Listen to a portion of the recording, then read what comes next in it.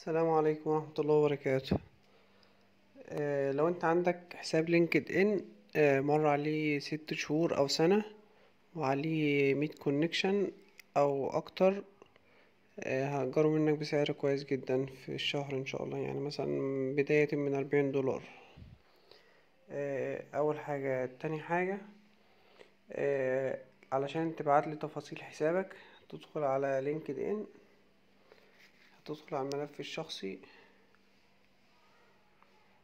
هندوس على ال3 نقط اللي على الشمال دول. هتدخل على النبذة عن هذا الملف الشخصي، هيظهر لك تاريخ الانضمام، تاريخ إنشاء حسابك يعني بمعنى آخر، وهتجيب لي تشوف عندك كم صديق وتقولي عشان أقدر أديك سعر. ثالثا، لو هتأجر حسابك تأمنه كويس جدا من خلال المصادقة الثنائية، علشان لما نسلمه الوكيل ما يحصلش اي نصب ولا اي حاجة.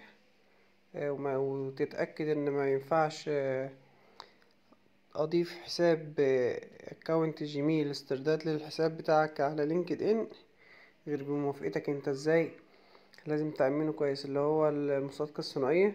عشان تحذف جيميل او تضيف جيميل على الحساب لازم يجيلك كود، الكود ده انت تدهوني، يعني محدش يعرف يعمل كده غير بموافقتك انت. ورابع حاجة،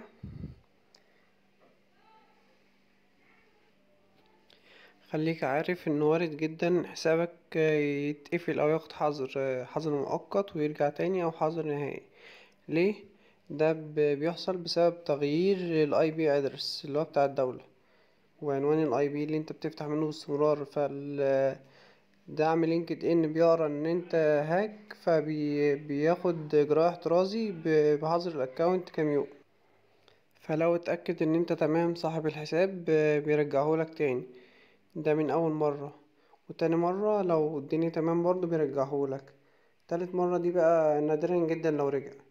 بس وخلال الفترة دي تكون متأكد، يعني لو حساب شغل، حساب اساسي بالنسبة لك، انت راجل مظبط الحساب بتاعك على لينكد ان وده مصدر شغل بالنسبة لك، لا منصحكش تأجره، لانه كده كده هياخد حظر بعد فترة.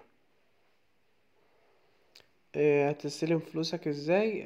فلوسك هبعتها لك دولار على محفظة باينانس او اوكي اكس، او انا هستلمهم على نفس المحفظة اللي بقولك عليها وهبيعهم على المنصة دي، وهاجي حاسبك عليهم فودافون كاش.